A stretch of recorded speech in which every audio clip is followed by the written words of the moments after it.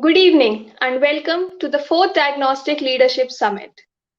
We are now heading into the panel discussion on future of digitization of supply chain in the diagnostic industry. We are pleased to welcome Bhaskar Ghoshal, Chief Commercial Officer, Newberg Diagnostics. Welcome, sir. VVS Murlidhar, General Manager and Head of Commercial and Stores, Vimta Labs. Welcome, sir. Hello. Anurag Sodani, Chief Commercial Officer, Sampoon Sodani Diagnostic Clinic. Welcome, sir. Thank you. Hello.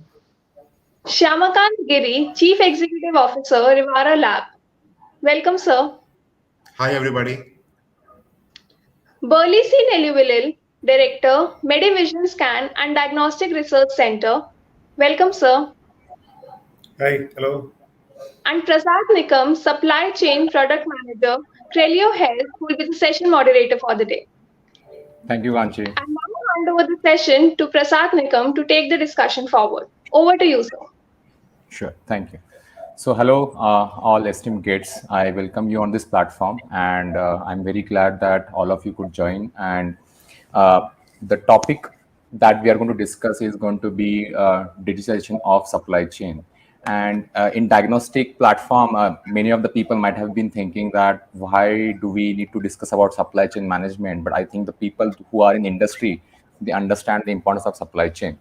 And in the time of COVID era, we saw that how things evolved, and even a lot of other industries. If you take an example of semiconductor industry, they are still facing challenges when it comes to supply chain management, and they are facing a lot of challenges there.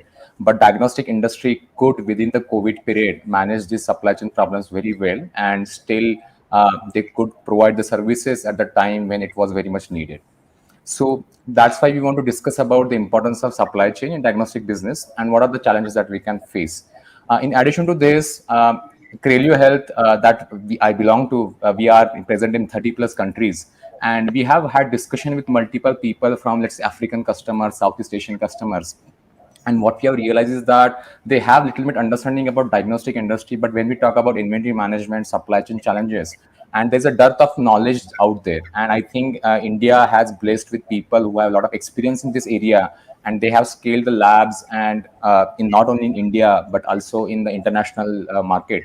So I think this kind of knowledge base can be very much helpful to the other emerging countries or areas like Africa and Southeast Asia. So I think we are going to talk about 4 pointers. So discussion will revolve around 4 pointers. One is an evolution of supply chain in diagnostic industry, how it has evolved in last 10 to 15 years. Second point would be like what are the challenges that still needs to be addressed in order to make supply chain resilient and efficient. Third thing is that how can digitization can bring into this and solve these problems and make sure that the supply chain is very resilient and efficient. And the fourth point, which is the very least talk about, I come from the software industry, like I build softwares. And the biggest challenge that I have seen, especially working in the different industries and especially in diagnostics, is an adoption of technology. So we talk a lot about AI, ML, and there's a lot of digital tools that will be available. But very few discussion is done from the people who actually use the tools and digitization in adoption point of view, like how you adopt it, like how do you make sure that people are trained and they are maximizing the benefits of the tools. So these are the 3-4 points that we are going to discuss. And I would like to start with Mr. Bhaskar on you have been in industry for last 10-15 years, and how do you think supply chain has evolved over last 10-15 years? Earlier there were not a lot of digital tools, but still you could manage it. And as compared to that, how we are and where are we right now?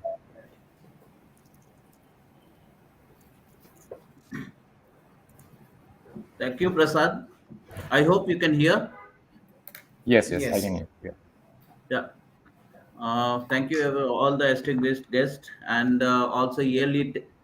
I actually we started the journey basically around 25-30 years. The diagnostic industry was a very nascent at that time, and people like you are telling that the journey has come. I'll just brief you.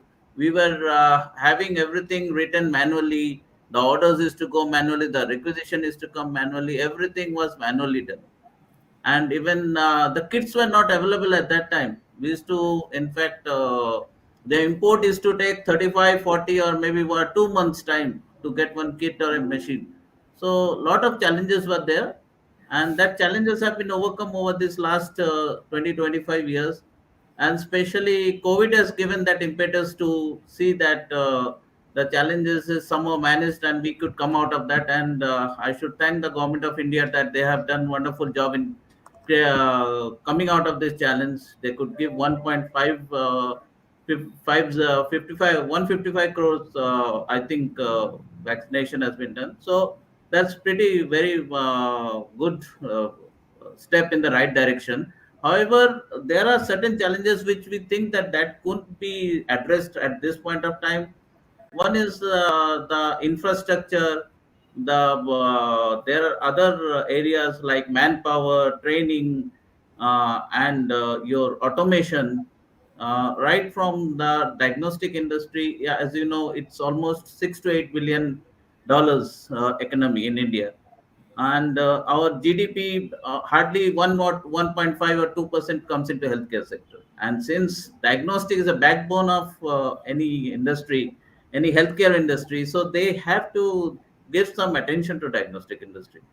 And that is the way the diagnostic industry has to move from a analytical, pre-analytical to analytical to post-analytical, and all these three has to come together and make the e-health, the digitalization platform, a robust platform. And of course, India government has been doing the e-health or the health digital health platform, and the Ayushman Bharat and all those kind of stuff. But still, it's a long way to go. It's still we are at an essence. We can't say that we are at the mid stage, and Okay, going into the 8% GDP or 9% GDP is our aim to reach over there. So okay, Prasad, that's what I think. There are a lot of challenges which we have to overcome, and this digitalization can take it forward, the healthcare sector. So sure. that is my take on the healthcare. Thank you. So you can see that as Mr. Bhaskar has mentioned, there are the different challenges, infrastructure, etc., and digitization can take it forward. But as you can see that there are multiple stakeholders in this overall digital channel. It's not that only one lab is there. There are manufacturers, there are governments, there are regulators, etc. So my next question would be to Mr. Giri. You have a really unique experience because before working at the Rivara, you worked at the Abbott, and you are at the supply side of the things, and now you are, their customers and at their end. So you have seen the world from the both sides. So if you really want to digitize not only an individual organization but the overall supply chain, which involves a lot of stakeholders, what are the challenges do you see? Because I have talked to many stakeholders in this and they have their challenges, but you have a unique perspective here. So what do you think, what are the challenges, what are the steps we can do, and how digitization can help there? So thank you, Prasad. Let me first talk about some mega trend. Now, challenges, of course, we all know. Okay, but I will tell you what mega trends are influencing the supply chain management. First and foremost, I feel that there's a continuing growth in the rural areas worldwide. Including India. There are wealth which is shifting to this kind of areas where we have never served before. At the same time, the customer expectations are growing. The online trend of the last year has led to increased service expectations from everybody. And I'll go a step ahead. I use this word called as granularization of orders. That is also has come in diagnostics, where the expectation is that even a small sample from anywhere has to be picked up, brought to the lab, processed, and sample. Given and the report to be given on time. The only way to therefore, way forward in diagnostic is the digitization. Supply chain needs to become faster, granular, much more precise. Okay.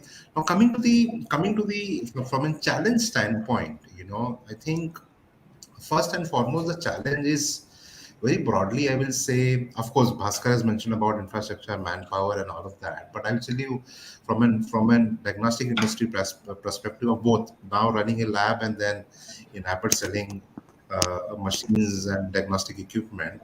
The first and foremost challenge I see is whole data capturing and management. Often in diagnostic, we see that data is still collected in paper-based systems, not updated regularly. There's typical not we are not clear in terms of which additional data would be leveraged to improve the process. The second challenge I see is the whole process optimization. In many ways, we have seen in companies, uh, although many companies have started integrated planning process, but very often this is still done in silos. Okay, and not all the informations are leveraged to the demand planner or the planning guy of the company. Third challenge I see is the physical process execution of human and machine. Nowadays warehousing, assembly line, transport management is often done based on a gut feeling, but not on leveraging the data which is available. Okay. Uh, Warehouse operation, for example, is still managed in batches of 1 or 2 hours. Not allowing the real-time allocation of orders. The routing of reflabo runners is not dynamic. So there are many, many opportunities,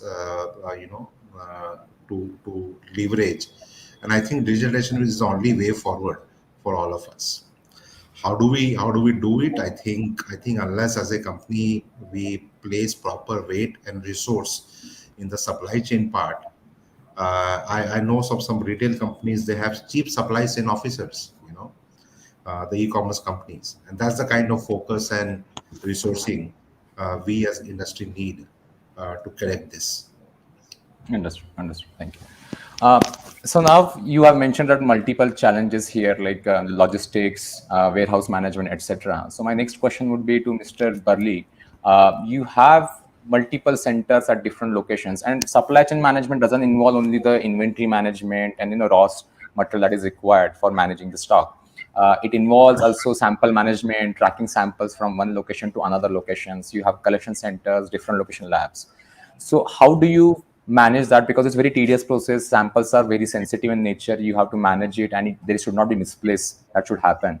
Like what? How do you manage currently, and how digitization helps you in that process, if you can? See, digitization process in the sample transportation, uh, to make that effective, first of all, it has to be effectively managed or effectively implemented manually. Because without manually doing this, you arriving at a framework, it is impossible to frame a digital architecture for that. So that is one aspect of it. And presently, what everybody is doing, like multiple centers and multiple geographical areas, sample collection is done by different methods. But how it can be optimized through digitization. This is what, like, maybe a structure or building an AI into that, like into that where the system itself can suggest, okay, this is the best method to do it. If something of that sort can be done, then it will involve lesser human effort into that, and the system it should suggest, like, okay, these options are there. For that, the digital presence of, like, I don't know, like about the courier system, everything should be digitized. Like, for example, if it's a local bus transport is there, or a local train is there, or statewide train is there, everything should be available digital for that. For building this AI system, I think so, so that the AI system can calculate, okay, this train is arriving, so one person can come on this, one person can come on it. It can be put here as a hub, then can be brought to the central processing area. All that can be done, but these are the challenges. Okay, okay. And do you think, Mr. Burley, that we are also working on some projections and some analytics part. The major challenge is that having confidence that these predictions and projections can be actually true. So in that case, do you think that there needs to be some training, or there needs to be some gaps that needs to be filled? Because if system is telling you that you should, let's say, place order for 10 quantities, you should do this sample to that particular location, then it's difficult to have a confidence in our system, because again, that as humans can make mistakes, systems can also make mistakes, right? Softwares. So in terms of confidence, do you think that there are some steps that needs to be taken in order to make sure that overall people in that ecosystem feel confident? See, confidence in the system will come once, see, there is always resistance to change for any aspect of it. I remember, when we implemented this LIS in our laboratory in the year 2006, I believe so. That time there was a lot of resistance to change. People just still wanted to write on the registers the values and everything. So it should start from that, from changing the mindset of the people who are already at the front end, who are the operators. Understood. Understood. So my next question will be to Mr. Murlidhar. I know that Vimta Labs is present in multiple segments like biopharma labs, food labs, clinical labs. Then in that case, I think if you have one domain of inventory or supply management, then you can understand that, okay, I can put this process and I can optimize to such a level that I'm reaping the benefits out of it.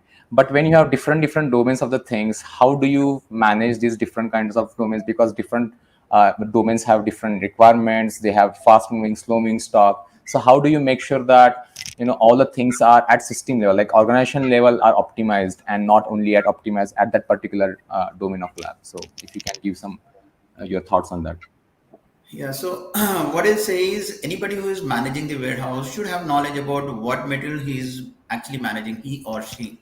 Diagnostic is a totally different thing, because there are a lot of temperature control, there are expiry dates that has to be taken care of, and the user should know, that is the guys who are actually managing the instruments, they should be aware of what are the kits they have, when is it going to be expired, that they should be using it first.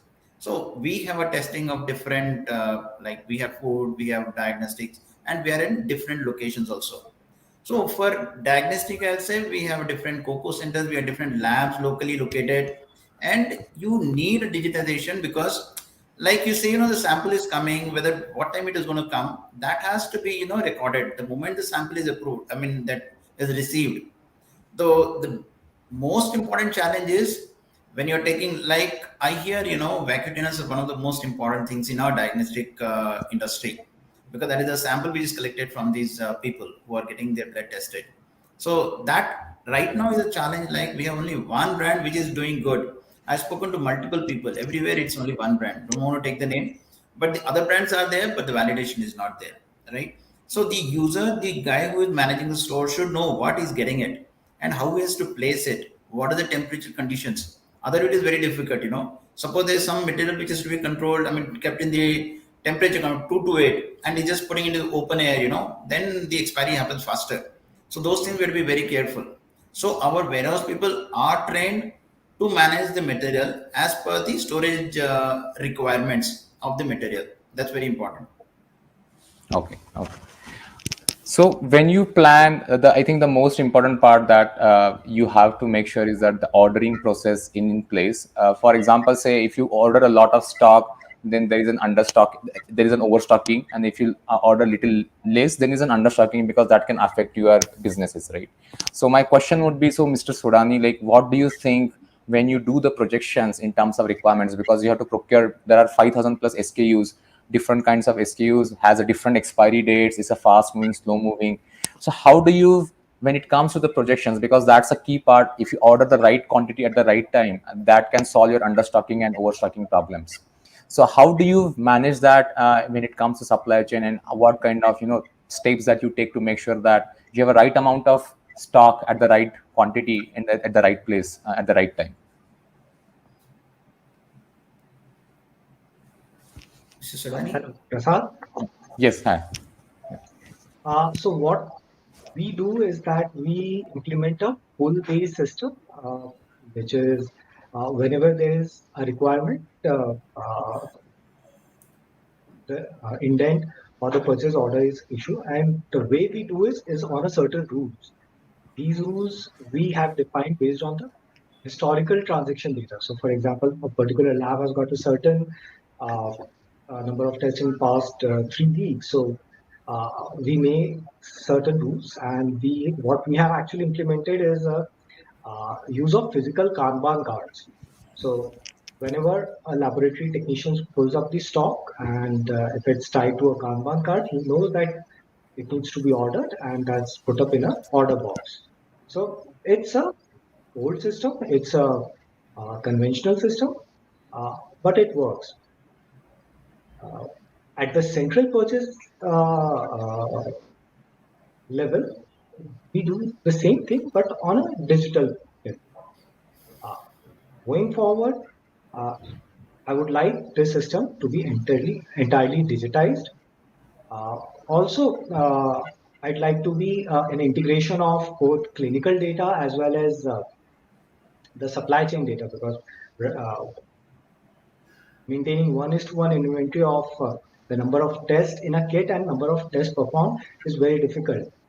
Uh, that's one of the problems in every inventory management software, that can't match that. If there is a way to match consumption with the inventory, you could also check what kind of utilization percent is there in real time. Okay, understood. So, Mr. Giri, you mentioned that proper resource allocation have to be done to make sure that this transition happens, and this is a key part because we are always short of resources at country level, at organization level. It's never the case that we have unlimited resources. Now, you are an experienced person, and the same question I would like to ask to Mr. Burley, as you both are CEOs and manage the organization. How do you make a justification? Because right now I can understand the COVID situation has come, and it's very easy to convince. You have multiple investors, different customers, a lot of stakeholders. So how do you justify that? What is your thought process if you want to convince that you must invest into digitization in supply chain or even other aspects of the things? How do you see that justification when it comes to that? Because you have limited resources, you put resource in digitization, you are removing from somewhere else, right? So how do you think, and how do you make a decision in that direction? I think Prasad, there's a clear business case both on the tangibles and intangibles. And on the tangible side, there's a clear case of cost saving, which digitization would lead to. I mean, you take any example, I think all of us in the panelists here would agree that there's a clear case of, although from a priority standpoint as an organization, the priorities of spending is different. So supply chain may be in third, fourth, fifth agenda from an organizational priority standpoint, but I think there's a clear business case of cost here. And on the intangible side, I think service, the customer service is something that we all look for. All the panelists here swear by the fact that it is so difficult these days to get a customer. Retaining that customer is the easiest thing that we can do. So the service levels would go up definitely. Internally also, I think there's a strong business case of all the teams, involved teams, whether it is a technician in a lab or a somebody in the warehouse or somebody in office, of convenience and going back home on time. So there is a strong business case, though what happens, as I told you, most of the time there are other priorities of capex, opex that take precedence over this spend. And otherwise also we have still not towards digitalization is what, it is not about hiring an IT company and asking them ki, please put things order for me. We will have to take a step back, go deep down into our own systems, understand where we are lacking and all of that. So somehow the tendency to do that introspection, and given the speed at which the industry is moving and the speed at organizations are moving, is something we as leaders lack. You know, the full stop, introspection, get things right, understand where we are lacking. From a business case standpoint, Prasad, I did not tell you that there's an ample business case and there's a solid business case here to go for digitization. So you don't face the challenges of convincing at Resourcing, all, right? exactly. Resourcing can be a challenge from a money spend perspective. It has to be up the priority, and I think COVID in many ways have taught us that, and there is a heightened awareness of the importance of supply chain amongst all the leaders in diagnostic industry. Understood. Mr. Bali, do you want to add anything on top of this? Because I think these are the Yes. difficult decisions of resource allocation, and so I would like to know your view also on this. See, under costing principles, a 5% saving of the inventory is equal to improving sales by 25%. Oh. So, any good effort which is reliable in inventory management, is always welcome, because it will not be a big challenge in convincing the investors why we should be going in for that. Like as one of the speakers mentioned that, like when we are managing multiple centers, we will not know exactly what will be the stock at some laboratory or some processing area. It is difficult for us to physically verify also whether when they're placing an order, whether it is actually lying there or some other place. Like uh, we would always suggest a good ERP system, if can be put in place. That will be really helpful in running this and solving this whole this inventory situation. Like the excess amount spent into inventory where there is a lot of waste going on. See, we have got fully automated laboratories. We have got semi-automated laboratories. How do we keep a track? Like in fully automated systems, there will be dead volumes. In semi-automated processings, dead volumes will not be there. Some wastage will be there. But how Understood. can we keep a track of it? Even to develop a trend of wastage, where do we have the data? And even if it is stored manually, do you anybody is it possible to uh, set a trend? Okay, at least a statistics. Okay, this on this much usage, this will be the wastage. This will be the actual yield. Can we get from anywhere? I think without digitization, I think it is impossible. With digitization, at least we can be able to say that, okay, when we buy a 500 ml bottle of a glucose reagent, using that, we can at least use. In actually, I'm not telling about repeat tests or anything. We can actually use so many tests, which we will get as a yield, and Understood. that trend we can use for other laboratories or other branches like. Understood. And even that will be useful to measure the efficiency of each brand of region which is supplied. Okay, it will also depend upon the concentration level in that regions also. If the concentration in the regions is more or less, it will definitely affect the usage and the actual utilization of those reagents. So digitization, see, so digitization has to come into place with a lot of things. See, there are multiple avenues or multiple phases in which it can develop into. Not only just the stock part of it, it can develop into different aspects of the utilization of these regions and even any other inventory for that part, which is used in the laboratory. Understood. So just Mr. Burley mentioned about multi-centers. So my next question would be to Mr. Bhaskar. You have scaled multiple locations. When you have a scale, so when it comes to any kind of business or any system, when you scale, then things break. The rules that were applied when you started with one lab and the rules that apply or systems that you have to put in place when you have 100 labs are very different. So I would like to understand, Mr. Bhaskar, from you is that when, and it's very rare experience that a lot of very few people to get see the scaling part of the business, right, when it scales very fast in different locations internationally, domestically. So how do you see that affects, and especially from supply chain point of view, because it becomes very tedious because you add two more locations, then it becomes much more complex, and 100 and 200 labs, it is really impossible to manage. So what are the steps and what are the things that you look at, and what your experience tells, like how it's different from scaling, and what are the important factors that you should consider, especially from supply chain point of view? Prasad, in fact, uh, what you have told is absolutely correct. We are having multiple location, multiple places, maintaining stocks and maintaining the consumption. It's not that easy. In some cases, you'll find the consumption increasing one particular month, and in some location you'll find it is decreasing. And when some location there is a stock variation, it goes high, it comes down. So it is very, very fluctuating. It is a sine wave, or what kind of wave we don't come to know unless and until we deep dive into that and do some data crunching on that. And all this data crunching can happen only if we go for a digitalization. In fact, that was one of the reason why we have gone with SAP HANA, and also SAP for HANA, it has to be integrated with the LIMS.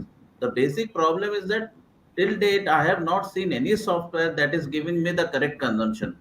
Like Mr. Beryl has been telling, yes, we are facing the challenge of getting the correct consumption. There is dead volume, there are volumes where we are not going finding it out over how much has to be utilized, how much will be the QC part, how much will be the calibrator part, what kind of wastage is happening, what kind of repeats are happening. So this is a very much challenging factor, which of course I don't know whether the software companies don't want to do or the machine companies like Giri has been there. I have been asking Giri, why can't you give me a middleware where I can check and give me get the consumption details? So, but he has his own story. Yeah, he has done a lot of work in Kenya and Middle East. I don't know whether he'll share that thing with you. But then these challenges are, yeah, it's very much there, but we have to live with it. See, basically, getting a middleware, getting a consumption, and controlling multiple centers. We are now used to it, and we have an integrated structure. Right now, we are doing it with a manual thing also, as well as integrating with the software also. But that is a time-taking and tedious process. But I would like to tell, since you are Prasad, you are into Crelio, you have to develop some software wherein we can catch hold of the consumption part, which I don't think so the machine companies are going I to do. 100% They, agree with you on this. they, That the they will biggest part is. never give us, I know that, because they know that the moment you get that, their reagent consumption will come down. So Yes, yes. let's work on something like that where we can get the cost optimization and get into that kind of So software. just to add on that part, this is something which I talked to multiple of our customers. Then I got to know that the biggest part is consumption tracking. And the challenge is not because people don't want to do it, but it's so tedious. For example, say you have a bottle which has 100 ml of stock. One test requires 1.5 ml every test. And then how do you record it, right? And at the end of the month, the bottle is emptied out. And at the end of the month, you say that this bottle is emptied out and I have consumed this stock. But that's not true consumption. But that That's I should not blame 100% to the machine exactly. companies, but No, no, no, there of is a course not. Of middleware course not. that there are, because we have multiple instruments. So Yeah, yeah. one machine company will have their middleware, the other machine company will have their middleware. So integrating with and synchronizing all this demand and supply has to be synchronized properly into getting into a robust software where it has So to be we have worked integrated. upon this problem. So I'll just brief it out because I don't want to take a lot of time there. So what Yeah. we do is that based on the machine trigger, we know that which test is running on which machine, and we have the mapping at our end. So for example, if you have a CBC test, it requires 4 or 5 different types of inventories with these quantities. We do the mapping in the system, and we have interfaces of devices with our software. So we know that this particular test for this particular patient is run on this particular device. We get that trigger, and then we cut that respective stuff automatically from the respective departments. Now it is cannot be 100% automated, but I think we are at 80-90% of automation, and I think that can resolve a lot of the problems. Now moving forward on this aspect, I would like to ask Muralidhar, there are different aspects of supply chain management. For example, say evaluation of supplier, then contract management, negotiations, quote management. Then so if you think at all these areas, which are the areas do you think that requires a lot of digitizations? In your experience, that there are some areas which has evolved really well when it comes to digitalization, but there are some areas that you think that lacks a lot. And what do you think are the challenges because of which it is very difficult to digitize those processes? Uh, if you really ask me, today's date, nothing is difficult or nothing is impossible. We have to just plan it out. For example, in inventory management, it's very important that we get to have an alert. If we have some reagents which are going to be, expired in the next 2 months, we should get the alerts automatically. Right now, we have to actually get into the software, see what is the expiry date and all. Like it should give the alert in the next 2 months. You got these reagents which are going to be expired in the, by this date. So we have to see if when you have multiple locations, the advantage is maybe this reagent can be used in the other locations. So we have to manage the inventory in such a way that multiple locations can be used. Then the question will be, we are going to spend on logistics. Logistics is not that costly, right? When you actually see the cost of the reagents. Now today the challenge is on most of the reagents comes from abroad, very expensive, and they come in bigger volumes. And what we are talking about consumption and all, the way we are doing the consumption or how we record it is not the scientific way. We just say we have got given so many products and this is the balance, so this is the consumption.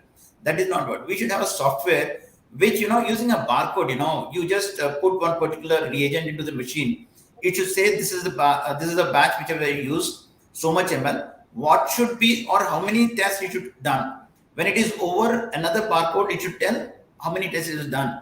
That should give the consumption cost, cost of consumption that probably people are doing scientifically, maybe the user is doing. We are not even able to record the wastage. Wastage is all done, in a theoretical way, or maybe in a, calculation, or using a computer or whatever. But it is not the software which is doing it. Those are really the challenges. Managing the inventory is a challenge.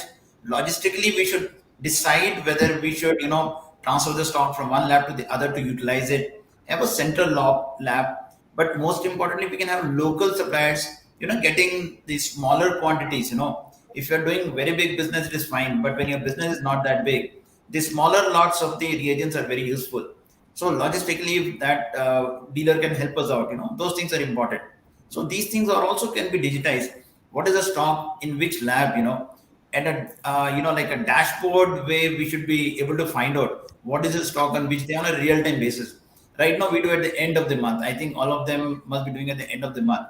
We don't do on a real time basis. If I want to know what is the stock, or as of today, we will not be able to say. We can just say that so much metal has been sent to the labs, but we don't know how much is balanced. We don't know how many tests we have done on it. So these are the big challenges which will be very helpful in digitization. While using barcode for each reagent also, when we are doing a test, that should also be recorded in this system. But one advantage of digitization is, like for example, we used to go give the sample of our blood and then again go back and collect the sample, the report. Now at least that is happening electronically. We don't have to go there. Initially it was by making a call we should get it. Now it is coming by WhatsApp. That also is a digitization also.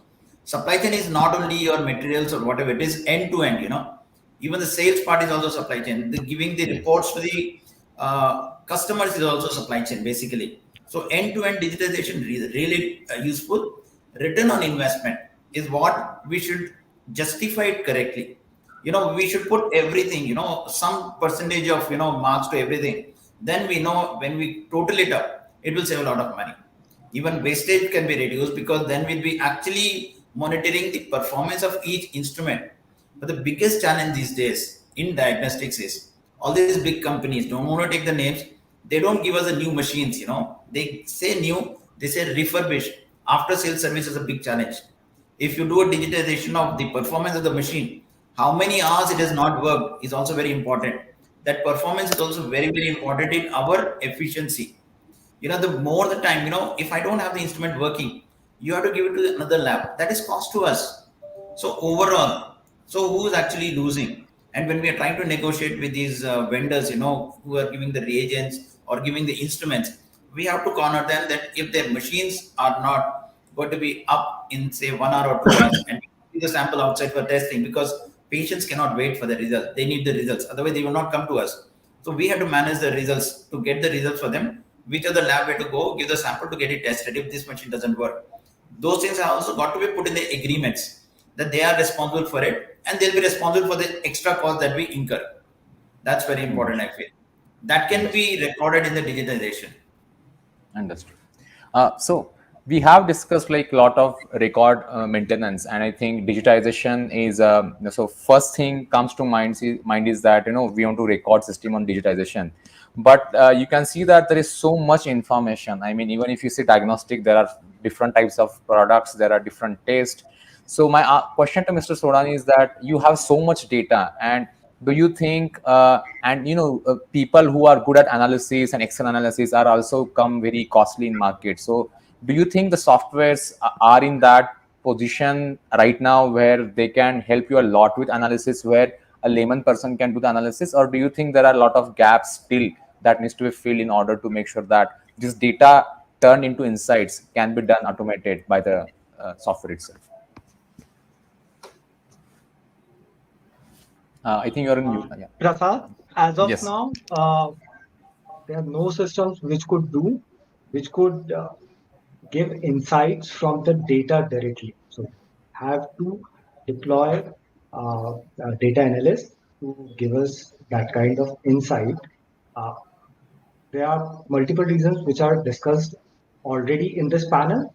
One of the reason is that as you said, there is so much of data, what to capture, and uh, one more thing you need to understand is that you need to make process easy. If you are going to ask technician to record every time they perform a serological test for that card, they need to put it in the inventory. That's not going to happen. Uh, for the for the healthcare technician or a doctor, their priority is to serve the patient, not to manage the inventory.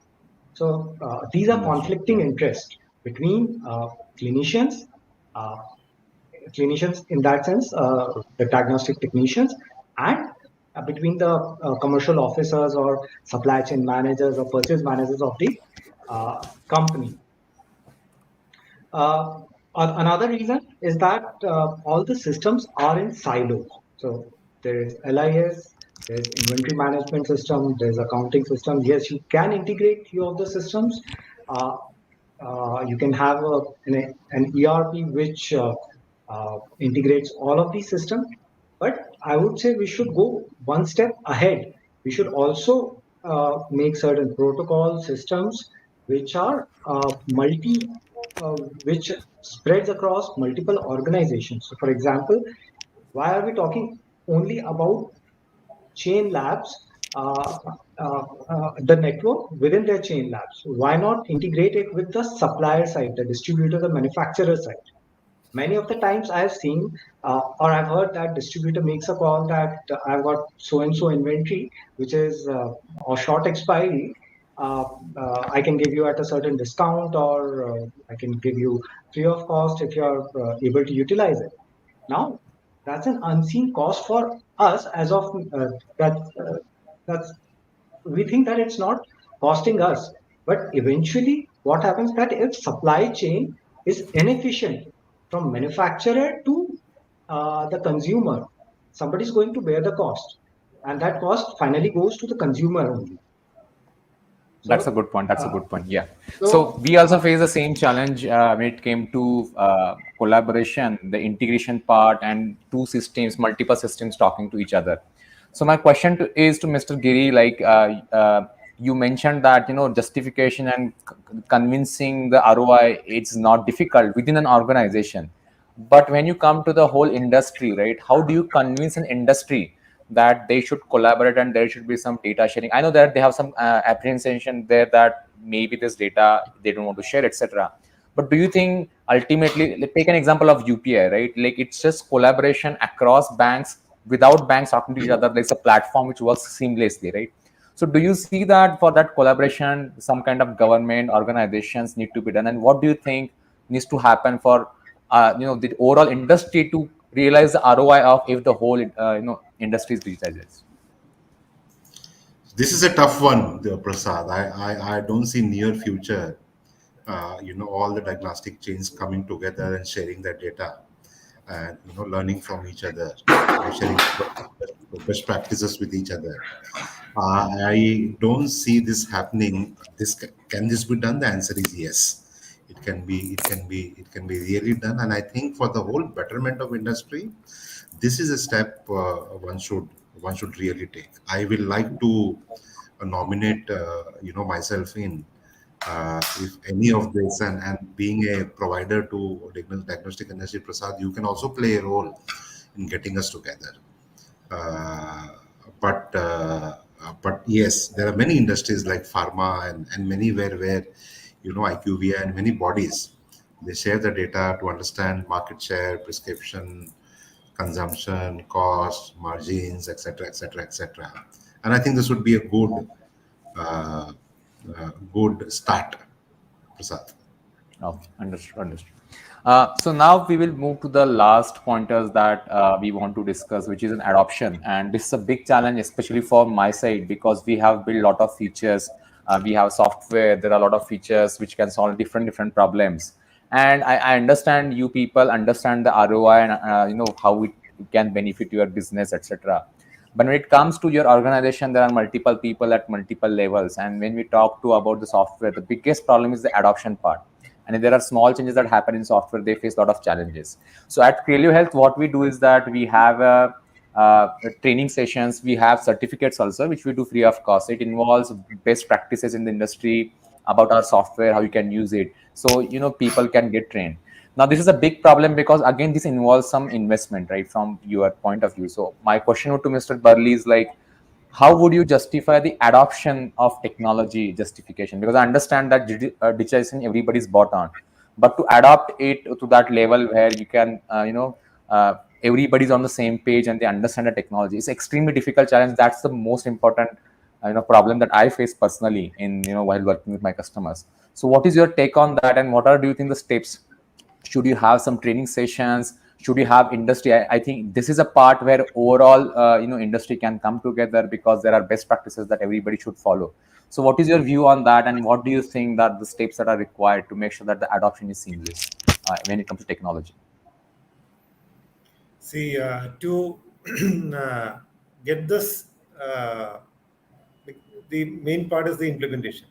So, first of all, to get people adapt to the system is where we have to first get into the system of the like the change management techniques has to be used. Uh, See, and one more thing is that it is not only about when you say about digitization of the inventory or the supply chain, it is not only about just consumption alone.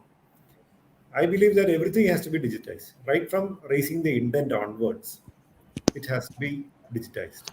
Intent, then it has to be what we are doing manually, like checking the stock by the storekeeper. If it's available at the store, it will be supplied to the department or it will be shipped to the concerned lab. If it's not there, that means not there. So, okay, for that, all these inventory principles has to be applied. That how you will have to even look at.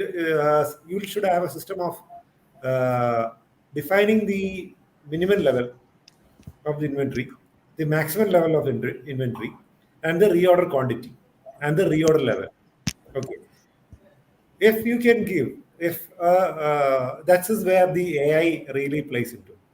Okay, when all these factors are put into, like it should be able to give, the system should be able to give a suggestion. Okay, you have reached this level of reorder level.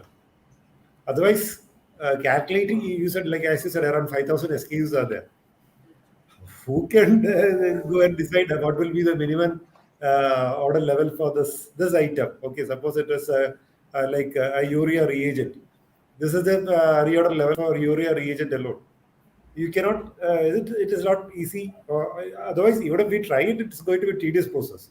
Once you set up something, then something will fail if you're going to do it manually. So if you're doing it, you have to do it in full-fledged manner. Like as like one of our speakers said, like he has not found a robust system. Even though he has tried different, he has not found a robust system. So this is the need of the industry, where we can have a robust system where everything is encompassed into one system, right from raising of the intent,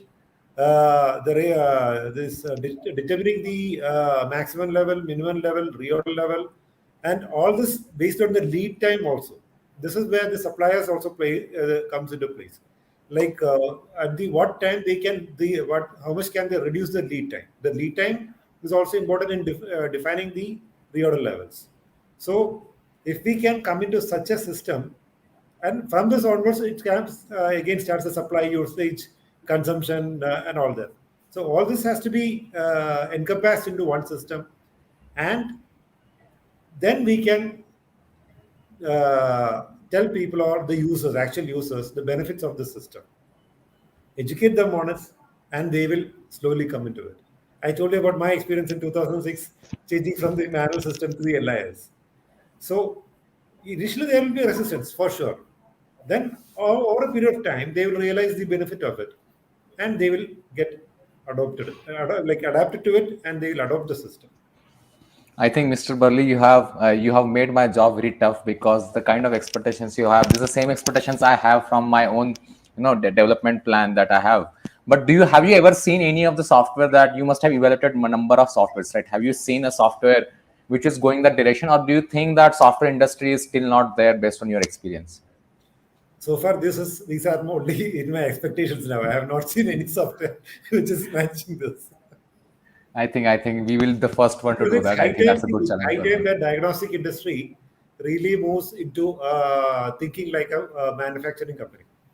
Like in many manufacturing concerns, like they have adopted JIT system, the just-in-time inventory system. Yes, I yes, don't know I when know. that is going to come into Yeah. diagnostics and all. But But do you yes, think it is possible? it is possible provided we have a robust suppliers, and as you said, like the integration of the systems. Like if we place an order to it, it should go online to that, check into their system. It should go into their orders, check into their levels, their supply systems. All that has to be efficient, and only this will work. Understood. So the last question, I think we have 5 minutes. So I would like to ask Mr. Bhaskar. I checked your LinkedIn profile, and you have mentioned that at Dr. Lalpat lab, and even in Metropolis, you have implemented the SAP system, ERP systems. And as Mr. Burley said, that it's a very challenging process because there are every different units of your businesses. Everybody's on a different page. They have already the priority of the work that they have. So if you can briefly tell us that, because it's a big problem not for diagnostic, but any businesses who want to implement ERPs at the system level. So if you can just give us in brief your experience about what are the challenges that you faced and how did you manage the challenges across the organization. If you can give us brief, that would be very much helpful. Prasad, I think what has happened over the period is that it is always a carrot and stick way of doing it. It is not that only uh, that everybody will agree to it, that you are going to implement that thing. So there will always be a coterie. They will not like a software. There will be other coterie will like a software. So there actually for implementing any project, there has to be a separate team. So you cannot have an operations team who is working day and night in the operations to take out the test, to do the test and take out the reports and all to work into SAP. So this SAP implementation should have a separate team. The separate module has to be created, separate structural way of adopting a SAP, or not only SAP, any ERP or any kind of LIMS. I have seen over there in fact in Metropolis also we did the same way. In Lal also there was a Star Limbs. There also we had some international figures coming from Hong Kong and other places. So there had a strong base on. In fact, that is the award system also only. So there we had a structured way of adopting any system. Yes, there will always be a teething problem initially, but if you have a structured way of adopting any ERP, or if you take your team along with you, you take your company along with you, the departments along with you, I think that's not a big task to not to implement. Everybody would love to work in that manner.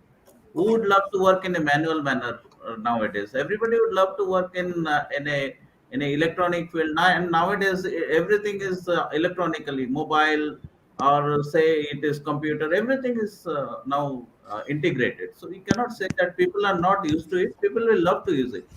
In fact, in future, it will everything will come in your mobile only, right from your inventory, stock, SAP. In fact, the Fiori app is in a mobile only, so you'll have all those things.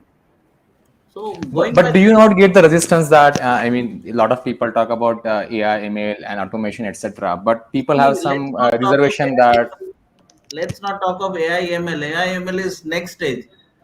It is not that easy to. We all speak AI, ML, IoT, and whatnot. So it's see basically. Let's not go into AI, ML. That is for our next generation to work on AI, ML. Let's first go into the basics. We don't have the basics right now, and we are talking of hi-fi things. So AI ML is one part of it wherein we can go into that any company, and provided the cost optimization is there. The cost of software is also quite heavy. Every company, Tom, Dick, and Harry cannot take the software cost also. So these all are it is interlinked.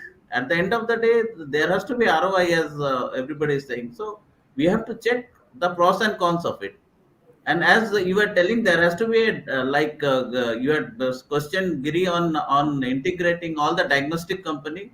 Are we having a diagnostic authority of India? We don't have a diagnostic authority of India. There has to be a body who represents all the diagnostic industry. We don't have a body like pharma industry. We have to create that body first. So that is a long way to go. Let us first create that body, get into the quality structure, get into the ratings of the lab, get into all those. There is a huge thing that goes into that. And the villages, like Giri told, we have to go into the villages, district level, and all this can happen if you have digitalization in the diagnostic industry. So let us first create the ecosystem, create the infrastructure, have the regulator to be very, very robust, be fast in all these things, and naturally everything will fall in place. So Prasad, that's my take on the diagnostic. Yeah. Mr. Muralidhar, Mr. Surani, your inputs on SAP ERP implementation in your team. What challenges do you face, and how did you overcome? Because that's as Mr. Bhaskar rightly said that if there's a will, there is a way. But that's very difficult when you add multiple number of people. So if you can add your inputs, like what specific challenges you faced on implementation side, and how did you resolve it, and what steps you had to take it. As you said, you need to have a separate team if you're trying to get some ERP into the system. They have to be working only on that. You can't have your regular guys working on it. It won't happen. And then there has to be a training, and then the people have to be, given a knowledge about what's the usefulness. Any change will come with resistance because everybody is comfortable there. Everybody is in their comfort zone. You have to bring them out of the comfort zone, and it comes from the top only. And no software is cheap. And when the company is investing so much money, then there has to be a push from the top that people have to manage it. We have our, indenting is digitized. Even issue is digitized. We don't give the metal if it is not coming into the request through the mail or through the system, because you have to put those pressures on. You can't simply put the pressure on the stores, like the guy has come, you're not given. No, they have to apply through the MR portal. They have to even indent through the software portal, and the orders will go like that only. But as it is rightly said, lead time is very important for us to decide what is the inventory level. Without that, suppose you just assume it will come in 15 days. If it doesn't come in 25, 30 days, your whole system is crashing. It is not the software, the inputs have to be given while you're making the process. The inputs are very important to put the process in place. You have to have a proper flow chart before you put the ERP in place. Based on those, inputs, the system has to be put in place, and you have to push the people into using the system. There is no other options. Otherwise, you are not spending the money just for the heck of it. Just because everybody else is doing, you're not doing it. You're doing to save money for the company. And softwares are expensive, but return on investment is there. You can capture the wastages. You can, and just in time doesn't happen in India. It is still a myth. It doesn't happen. Lead time does take place.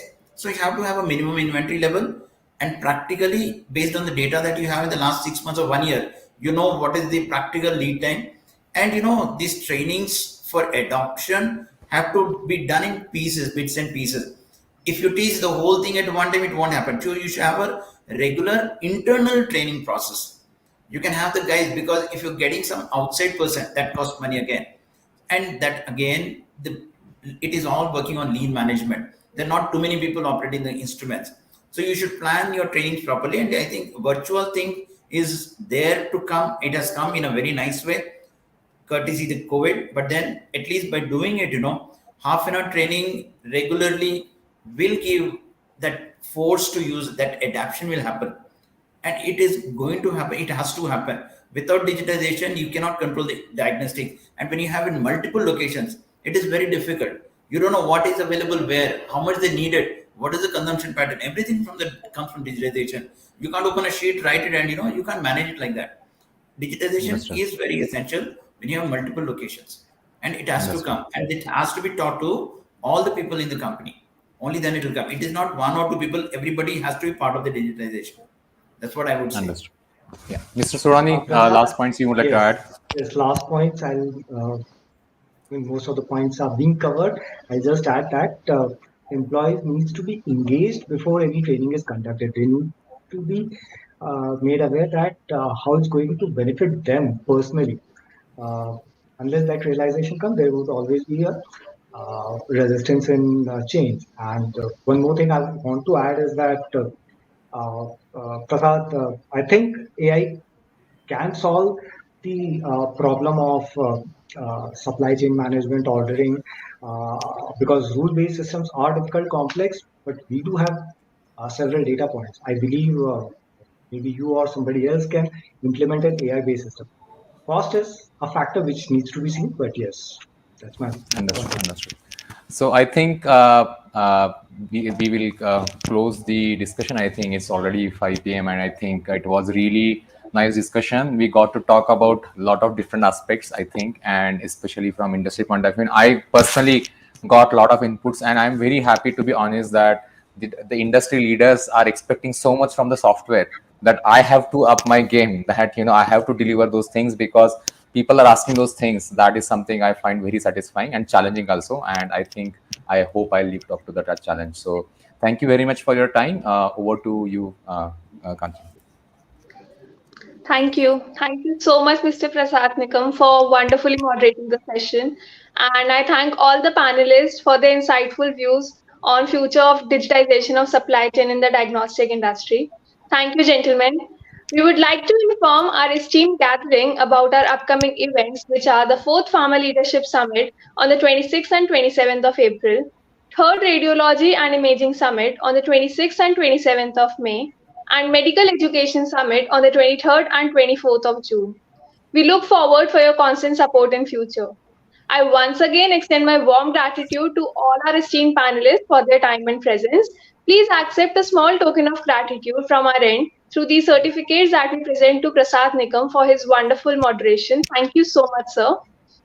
Thank you. Bhaskar Kochal, thank you for your views, sir.